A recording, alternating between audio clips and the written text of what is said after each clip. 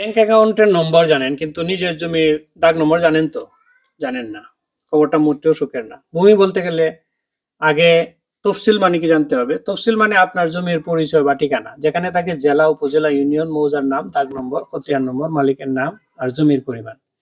যদি এই ঠিকানাটা না জানেন তাহলে আপনি নিজের সম্পত্তির নিরাপত্তা নিয়েই অন্ধকারে আছেন। আপনার অজান্তে একদিন হয়তো সেই জমি চলে যেতে পারে অন্যের নামে।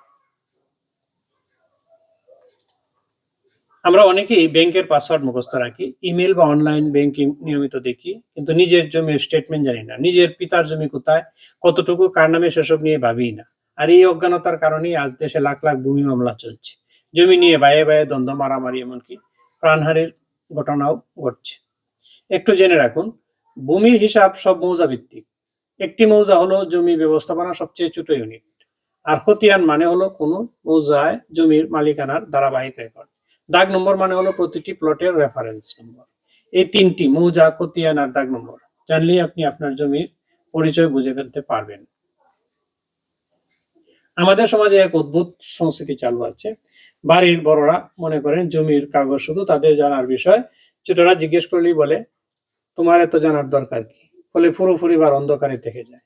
আর পরবর্তীতে এই অন্ধকার ও জটিলতা মামলা আর বিবাদের জন্ম দেয়। আপনি জানেন কি, বাংলাদেশে প্রায় ৮০% মামলা জমি সংক্রান্ত। আর তার মূল কারণ আমাদের অসচেতনতা। আমরা দখল থাকলেই নিজেদের মালিক ভাবি, কিন্তু মালিকানা আসলে কাগজের ভিত্তিতেই নির্ধারিত হয়। একটা প্রশ্ন ভাবুন তো, ব্যাংক অ্যাকাউন্টে যত টাকা আছে তার চেয়ে বেশি দামের আপনার জমি, সেই জমির দাগ নম্বরটা কি আপনি জানেন? তাহলে এখনই সময়, নিজের খতিয়ান সংগ্রহ করুন, রেকর্ড আপডেট করুন, খাজনা পরিশোধ করুন, আর দলিল পত্রগুলো নিরাপদে রাখুন। জানেন তো, জেলা প্রশাসকের কার্যালয়ে রেকর্ড রুমে গেলে আপনার জমির মূল রেকর্ড বা খতিয়ান পাওয়া যায়। ভেবে দেখুন, যে মাটিতে জন্মেছেন, বড় হয়েছেন, সেই জমির দাগ নম্বরটাই যদি না জানেন, তাহলে আপনি নিজের পরিচয়ই জানেন না। নিজের ব্যাংক অ্যাকাউন্ট যেমন নিয়মিত ব্যাংক চেক করেন, তেমনি আপনার জমির হিসাবটাও জেনে রাখুন, কারণ ব্যাংক ব্যালেন্স হারালে নতুন করে জানানো যায়, কিন্তু জমি হারালে ফিরে পাওয়া কঠিন।